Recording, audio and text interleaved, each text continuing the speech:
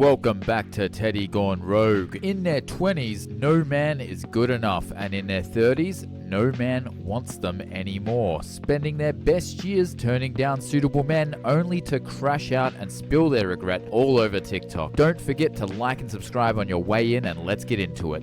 At what age do you decide you just don't care if you get married or have a boyfriend anymore? Because I'm so blessed. Like, life is so good. I literally am like la la la through life, and then a random thought will be like, well, you haven't had a boyfriend in 6 years. Girl, you're not going to be a young mom because you're not even married yet. And I'm like, shut up. Like, I wish those thoughts would just go away. And I'm thinking, like, do they ever go away? Or have I been conditioned as a little kid to want that my whole life?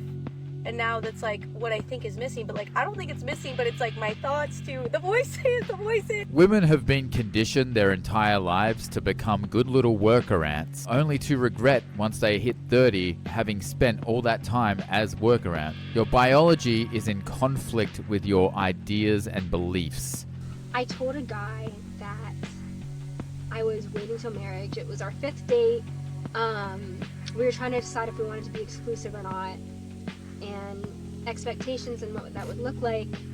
And we talked about my waiting for marriage for about an hour.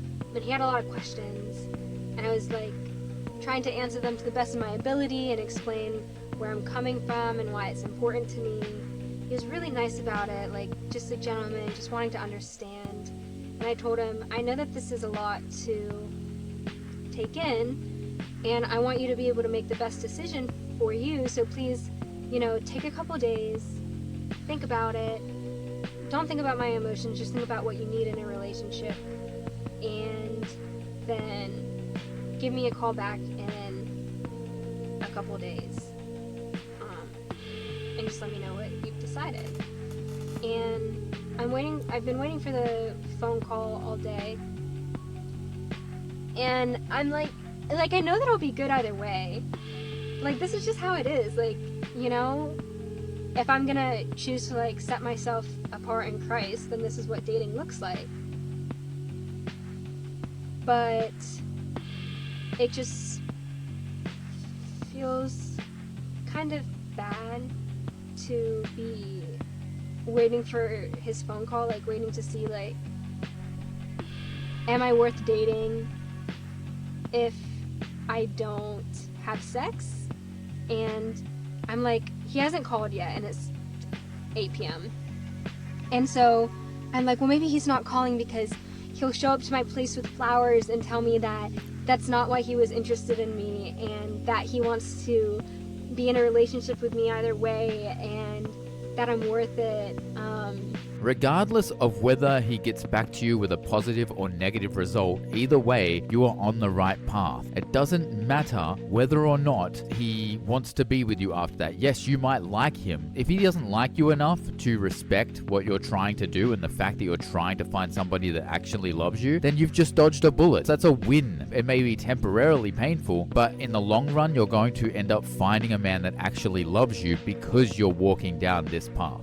My number one regret in life is not prioritizing my marriage above everything. Marrying well is the biggest life hack of all. And I should know, because I've done it twice, and I didn't do it right the first time. You know that old saying, put your relationships first? It turns out it's right. Show up for those you love, even when it's not convenient. Don't want to go to a friend's baby shower? Get up and do it anyway. This generation went way too hard setting boundaries. Sometimes we should probably do things even when it's not convenient. If someone you just met is talking shit about their ex, friend, partner, boss, guess what? They will be doing the same to you next. So surround yourself with people whose character you admire, and you'll begin to notice your character improves too. This woman's absolutely correct. People in general who speak badly about other people to you, people who gossip, will gossip about you to other people. This is a behavior that they're exhibiting, and they're letting you see who they are as people, and then it's up to you whether or not you accept that. And to be honest, you shouldn't. You should have more self-respect for yourself to know that they're going to speak that way about you to somebody else. I'm 38 years old. I've never been married. I've never had children. I have 3 cats in my house. Only 2 of them are mine. But it's another Christmas that is about to come and go where my relationship status is the same. And it's crazy because if you had asked me 10 years ago if I would be single at 38, I would have been like, absolutely not. And if I am, then just me now. You know, here's one of my kitties. Look at this little baby girl. This is Willow. Say hi, Willow. She's 38. She's had a very long time to find somebody to love. And the fact that nobody has chosen to settle down with this woman shouts red flags. Probably a lot of them. And the fact that she's already collecting cats, that shows you what her future is going to look like. Day in the life of a single woman who doesn't believe in marriage. I'm 32 years old, and just a few years ago, I called off my engagement and ended my 8-year relationship to live as a single woman for the first time. Leading up to my breakup was the most challenging time in my life thus far, but to this day, I credit my decision to not get married as being the best choice I've ever made in my entire life. One that catapulted me into a life of independence and financial freedom by giving me the confidence to believe in myself, start my own business, and eventually quit my 9-to-5, so now I don't have to rely on anyone else for my financial security or happiness. I was in a relationship where I had to get angry to be heard, and when I was angry, I was called crazy, which is a vicious cycle that I don't wish on anyone and will never participate in again. And after building a life of prioritizing my peace and happiness, I don't want to be in a situation for even 5 minutes where I'm not enjoying myself, and marriage makes it pretty hard and expensive to leave. Yeah, she is coping very hard. So remember that this woman spends her time setting up her camera and filming herself doing mundane tasks around the house to make herself look as if she's being productive and living her best life.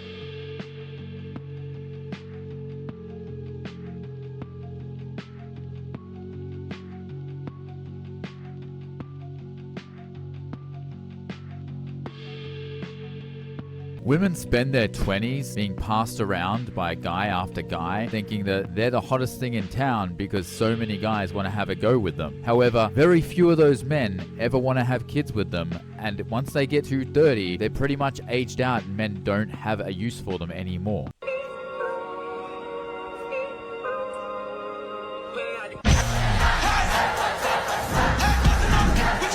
And you will turn 30 and suddenly, oh, I need to have kids or I'm not going to have kids. That's going to set in, and then you're going to try and find a man, but it's going to be too late. And all these friends that warned you and tried to help you to see the error of your ways, well, they're going to be proven right while you sink into a very miserable lifestyle that you've built for yourself. So I would love to get married again, but now it seems like men don't want to get married anymore.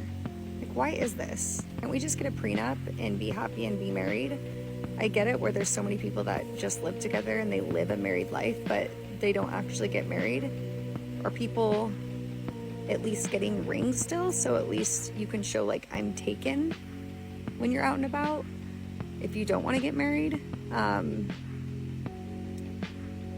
What is the real reason men don't want to get married anymore? Well, you already wasted one man's time, and no other man is going to let you waste his time as well. Once you have divorce on your name, marriage is out the window for you. If you're somebody who is dating to marry, then this one's for you.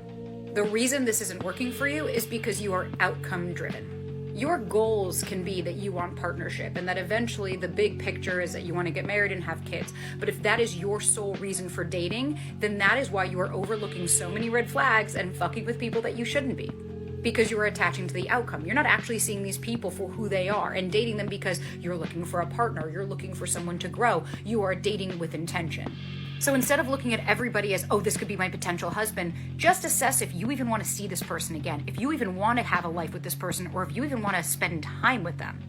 Release control to the outcome. That way you can actually let naturalness happen versus forcing a circle through a square peg and landing yourself with somebody simply because you are so outcome driven, you didn't actually see them for who they are. You should use your discernment when you choose to date somebody and get to know them for who they are. But there is nothing wrong with dating with the intention of getting married. In fact, that is the only reason that you should date at all. Your aim should be to find a man that loves you and wants to marry you and have kids with you. Anything other than that is a waste of your time, and any other guys that you sleep with are only adding to your body count and lessening your chances of finding a decent man that will marry you.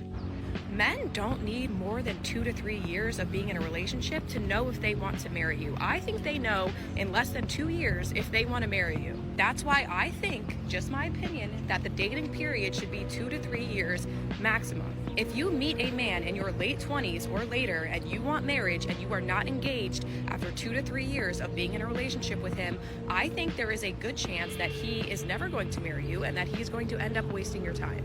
I've seen this play out with people I know. Like, women will stay in relationships for 4 or 5 years live with the man and not have a ring.